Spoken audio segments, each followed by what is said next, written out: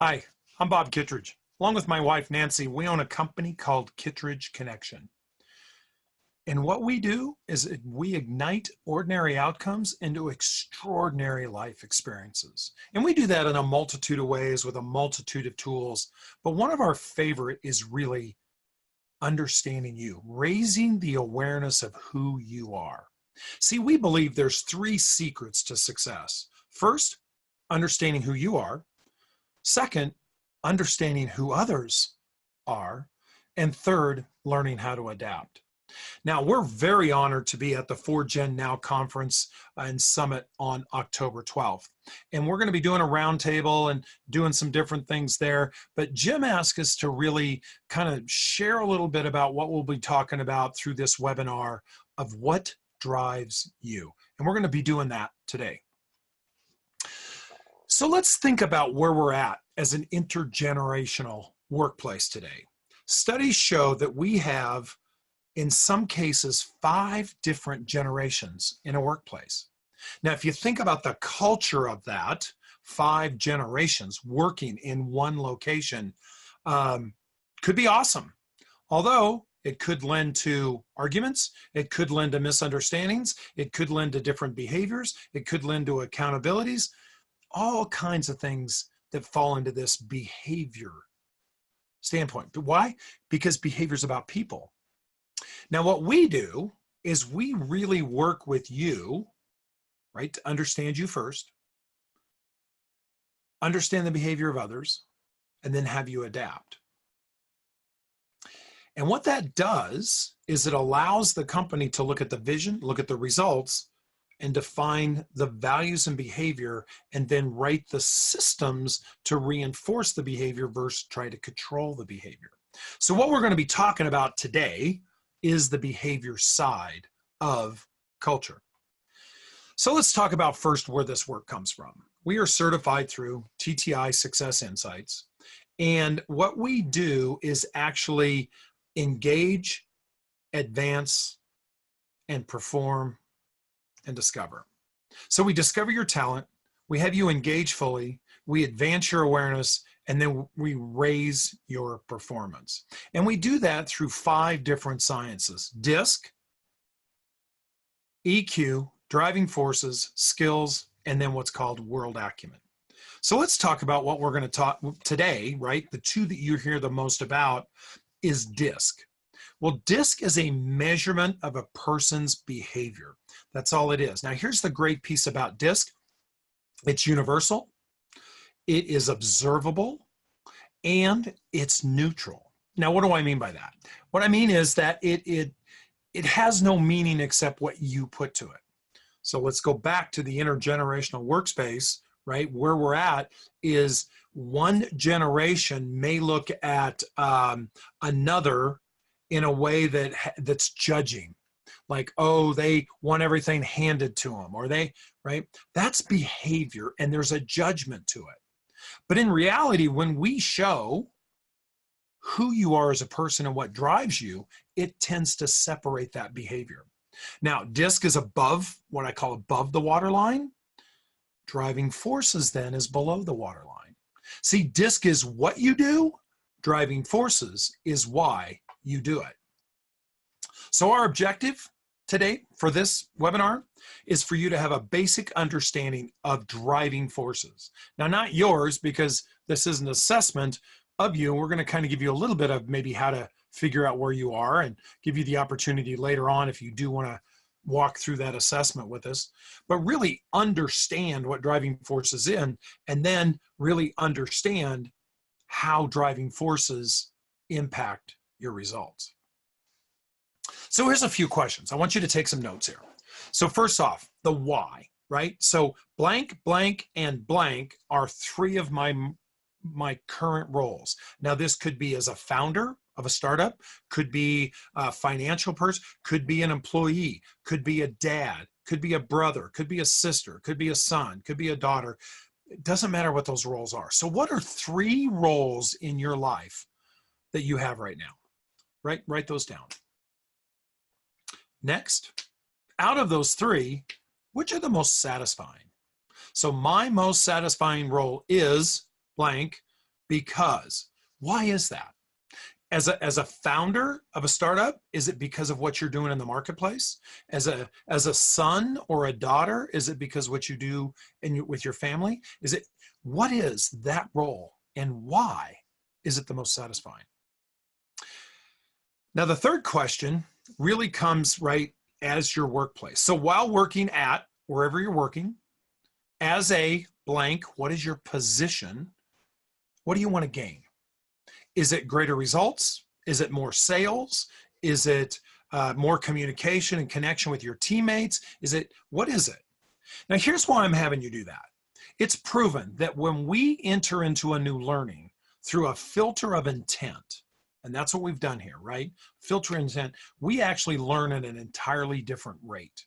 And so I want you to figure out why and what you want to gain out of today's webinar, and then, of course, the summit on the 12th. So what if, I want you to think of your least favorite activity, maybe at your workplace. Now, what if you had to do that all day long? Okay, so some of you may be doing that right now. Some of you may be in a position that you dread actually doing what you do.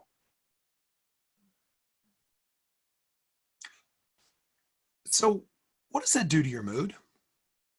If you are not happy about doing what you do, what is your mood like? What's your stress level like? And how would that impact your interaction with others in the workplace? Kind of take notes, write that down. How do you think if you were not happy with what you're doing, how would that impact your interaction? So why are they so important, right? If we look at this, we say the why is because they are the why of our actions. See, DISC is what we do. Driving forces is why we do them. They drive every choice and decision we make, sometimes at an other than conscious level. Now, what we're going to do through this process is we're going to raise your awareness of those choices and decisions so you can make better, right? We're going to raise your awareness of how the driving forces have you make those choices and decisions. And then when you are engaged in those, that's when fulfillment.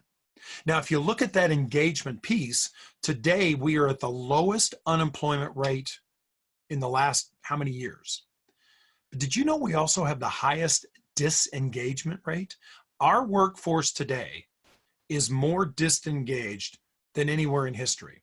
Now, some of that may become because of cell phones or distractions, but I really think and believe that it's because we're not working where we're fulfilled. We're not working in that driving force. See, when you're doing that, when you are working in your driving force, it truly is the key that unlocks your world. Now let's look at it, driving forces versus behavior, right? We talked about the two sides of it. First off, driving forces impel you and they move you into action. Now, as I talked about, they can be hidden. Behaviors are how you carry out the action, and those are observable. Now, those may come across as organized or disorganized or driven or influential or systematic. I mean, lots of different behaviors. But in the end, they make up who you are. Now, these are also changeable. We'll talk about that a little bit, but this is how you show up for the world. So let's look at potential for conflict, right? In today's world, what's the greatest area of conflict? Man, that's our political system, right? So I'm going to ask you a series of questions, and I want you to think about the answers to those questions. I want you, and again, not right or wrong, just answer them, write them down on your page, right? So if we were to look at some areas of conflict, is knowledge for the sake of knowing enough, or do you need to have immediate application? i.e., are you just a reader and you love to gather knowledge, or do you need to take that knowledge and go put it to work right away? Is it more important to do a job well? If a website is full of information, is it acceptable that it's not beautiful? Should we provide for the less fortunate, or provide opportunities for the less fortunate? Is it more important to spend your time creating your own lasting legacy or being an integral part of somebody else's legacy? Which one of those for you? If an organization has policies that's worked for 15 years, should they be looked at and renewed for possible changes? And think about the role aversion, like plays like risk-taking plays in your decision making. Are you risk adverse, or do you take risks in your decision making? Now let's really look at, and I love this, right? Let's really look at the elephant in the room with this piece of it. See, our driving forces is what contributes to our viewpoint. In our viewpoint, where we stand, and let's look at those questions I just asked you, where we stand on those issues can lead to conflict. Let's go back to the political system, right? Not right, not wrong. Both sides are believers in a certain thing. And then what happens is we fail to understand the others, thus we lead to conflict. See, and there's things that are driving those political views and your views on anything. Now, understanding the driving force can help you understand how others and can bring a different perspective. Remember I said success is understanding you, understanding others, and then adapting to those other understandings. Now, I'm not talking about changing. I'm not, but I'm talking about looking at life, looking at others with a different perspective. Now, my greatest leadership book I ever know says, seek first to understand. Today's world, we're more about, please understand me. Sometimes we don't even ask the please. So a little bit of history of this. So Edward Springer, back in the 20s and 30s, hung around with a bunch of guys like Maslow and Wallace D. Wattles, and some guys that really were looking at what made people tick. He was a German psychologist, and what he was looking, his work was really about what motivated people, what made people do what they do. And he identified 6 categories. And those categories are knowledge, utility, surroundings, others, power, and methodologies. So think about those questions I ask you. Are you starting to see where maybe you are driven by one or the other? Now, here's where TTI has come in, and this is what I love because they've used his work for years. But what they did is they went back into the research and they looked deeper into the research. And what they figured out is there are motivators, and down the center are those motivators: knowledge, utility, surroundings, others, power. But when they really started to look at his work and the underlying piece, what they saw was there was actually a continuum scale. So if you look at knowledge, intellectual, instinctive.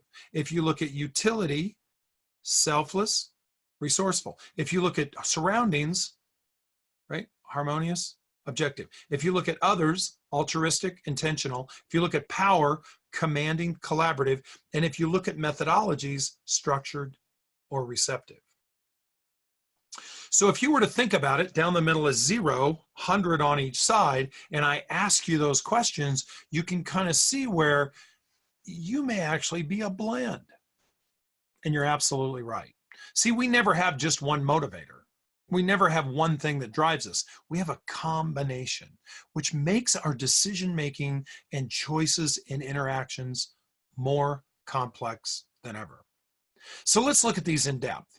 So knowledge, right? If we look at it as being valued on a continuum from instinctive to intellectual, instinctive are people who are driven by utilizing past experiences, intuition, seeking specific knowledge when necessary.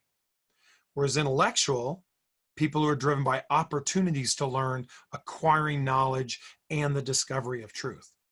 So for me, I'm a high intellectual. I love to read. I love to, I love to dig into a subject. Now, here's the thing about it is, I may never use that knowledge, but I love to learn. So where are you at on that scale? Let's look at utility. It's on a continuum from selfless to resourceful. So selfless, people who are driven by completing tasks for the greater good with little expectation of personal return. They just do it to do it, get things done. These are the list makers. These are, right, now, here's the thing. Sometimes that may equate to a D behavior style and DISC, sometimes. Now, the other side of that is resourceful. People are driven by practical results, maximizing both efficiency and returns on their investment of time, talent, energy, and resources. So which are you? Do you have to get an ROI? Do you have to get a return on investment? Time, money, resources, energy, or you know what, let's just get this done with no expectation of return. So surroundings, think of this as being that continuum from objective to harmonious. And the way I kind of look at this is really function over form, right? Function over form. So if you look at objective, people are driven by the functionality and objectivity of their surroundings. Whereas harmonious is people are driven by the experience, subjective viewpoints, and balance. If the website has all the information but doesn't look good, for me, I'm a very high object. If we're going to do something, boy, it's got to work. It's got to function. So for me, one of my drivers is objective. I'm all about things functioning, which allows me a great opportunity to go in and look at an operation and the systems inside of an operation. Remember, behaviors, symbols, and systems? To look at the functionality of those systems. Am I making sense of where these start to work? Now, others. Think of others as being valued as a continuum from intentional, and I got it for those that are looking, it's not valved, it's valued, on a continuum from intentional to altruistic. By the way, I'm a high B, right? So sometimes details escape me. So intentional, people are driven by to assist others for a specific purpose, not just for the sake of being helpful or supportive. Where altruistic is people are driven by to assist others for the satisfaction of being supportive, helpful. Should we provide for others, or should we provide opportunities for the less fortunate? Which one are you? So power. Think of power as that, continuing from collaborative to commanding. So collaborative, people are driven by being supporting role and contributing with little or no need for that individual recognition. Great team players. Commanding, people are driven by status, recognition, and control over personal freedom. Now, here's one thing I've seen. We're talking about startups. We're talking about those entrepreneurs, right? Is where I see that great entrepreneurs typically, not as a requirement, but typically have a high commanding. And it's not about the status sometimes or recognition, but it really is about the control over personal freedom. So where do you lie if you were to mark yourself? And then methodologies, right? Think of it as being valued on a continuum from receptive to structured. So people are driven by new ideas, methods, and opportunities that fall outside of a system for living. These folks are always looking for new opportunities, new ideas, versus people are driven by traditional approaches, proven methods, and a defined system of living. So when you look at this as an entrepreneur, if you're in an entrepreneurial journey that is upsetting or it's innovative, it's kind of a disruptive one, boy, I would really look for you to have that receptive driving force, because that way you're looking for new ideas. Versus if you have the high structured, you're going to be looking at tradition.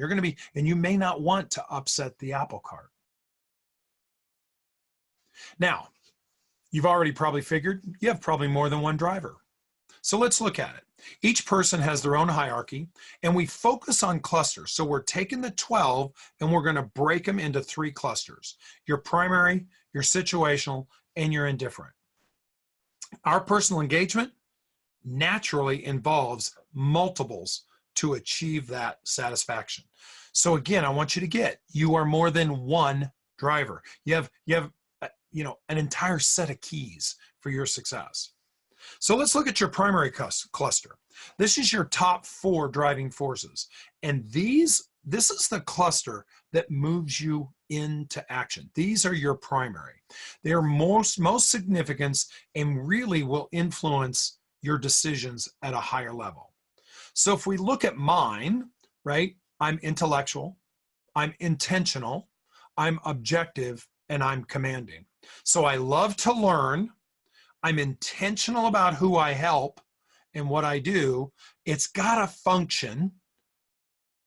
And then for me, it's not about status. It's not about recognition. For me, it's control over personal freedom. I worked 30 years as a firefighter, had to be in the same clothes, the same stuff every other day, helping people.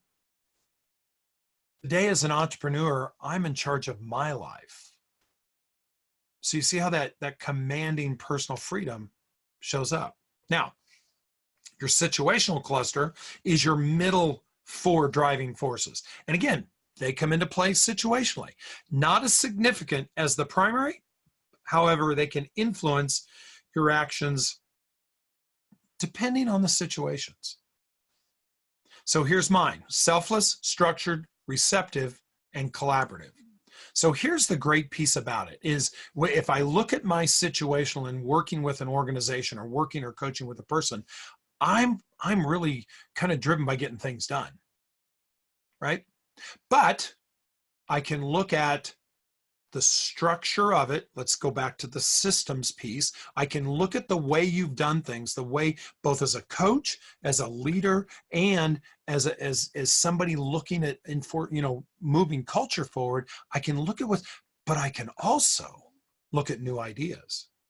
And then what I know, right, and I've learned most of this from my mentor, John Maxwell, is that the bigger the dream, the bigger the team. So situationally, I'm in command, right? My commanding is a primary driving force, but I'm really all about getting things done through a team. Now, I hope this is helping you kind of start to see for you where this may be playing out. Now, just so you know, these what I'm showing you is through our patented, proven assessment system. So your indifferent cluster. Well, those are the remaining, kind of driving forces. You may be apathetic to some or all of them. Or in other words, they really may not drive you at all. However, if you're in a team, you're in an organization, you're in a startup, you're in a company that somebody has that as a primary driving force, it could lead to conflict, could lead to an adverse reaction. So if you look at mine, I'm resourceful, I'm harmonious, altruistic, and then instinctive. I look at return on investment, right? I do. I look at it. Doesn't mean as much to me. And for me, it doesn't have to necessarily look well. If you looked at my office, if you looked at, right, is it functions, it's a little cluttered. If I were to turn the camera around right now and have you look at my video studio, for the high harmonious, it may drive them nuts. For me, it functions, it works. Now, I'm altruistic. My altruistic isn't indifferent. I'm intentional about helping people, right? I'm intentional about providing opportunities, not just helping everyone. And then instinctive, boy, following my gut. And there's a difference here, and I will talk about this maybe at a later training, but my instinctive, right, looking at past experiences, intuition, and then seeking knowledge is actually an indifferent driver for me. So as we wrap up, I really, really am looking forward to our roundtable sessions and our sessions on October 12th. If you want any information about this prior to that, you can find us at kittridgeconnection.com. You can email us at info@kittridgeconnection.com. Please go to our Facebook page and like us, or give me a call. As I said, what I'd love to do is sit down with you, do a discovery session, figure out if you'd like to take part with our assessment system, and raise your awareness of you, show you how to understand, and then interact and adapt with others. So with that, we'll see you very soon on October 12th.